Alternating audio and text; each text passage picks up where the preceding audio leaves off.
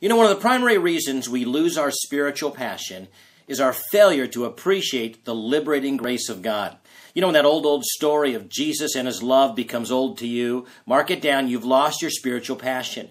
And in order to recapture that spiritual passion, we must be reminded of what God's grace has done for us. In fact, Paul had that very thought in mind when he said in Titus chapter 2, beginning in verse 11, "For the grace of God that brings salvation has appeared to all men," verse 14, "who gave himself for us that he might redeem us from all iniquity, and purify for himself a peculiar people, zealous for good works."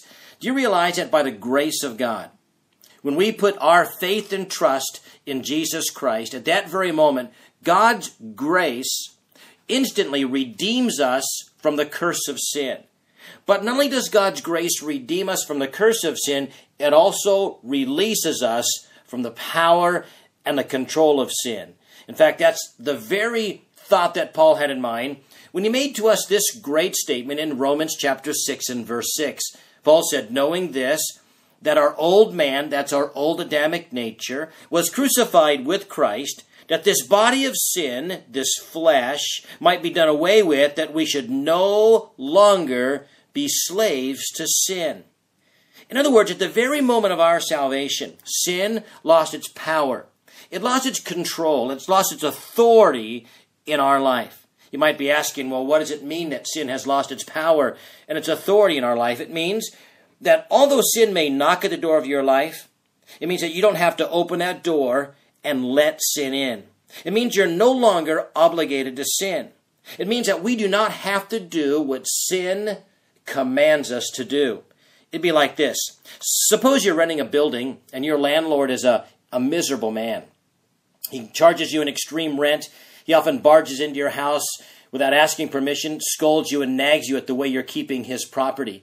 But one day this landlord sells the property, a new landlord takes over, and this man is fair, he is friendly, and even allows you to live there free of charge. But one day the old landlord comes, and there he meets you at the door, and he begins to scold you and nag you at the way you are keeping his former property. And he says to you, "Because you have rented from me for so many years, you are still obligated to obey me." Well, the answer to that is false, friends. We are not still obligated to obey that old landlord. But do you realize the moment he sold that building, he lost all control and authority in your life? In fact, you now can exercise your newfound authority, and you can slam the door in his face. You can tell him to get off your property. But do you realize that's our relationship with sin? The very moment you placed your faith and trust in Jesus Christ, at that very moment, sin lost its power and its control and its authority in your life. It means you have been released from the control of greed and pride and envy and covetousness. It means that you don't have to be dominated, with that spirit of unforgiveness and that spirit of bitterness. It means you've been set free from the slavery of sin, and now as a servant of God. And friends, that's God's wonderful and amazing grace. And my prayer is that the Spirit of God would take the Word of God and change you with it today.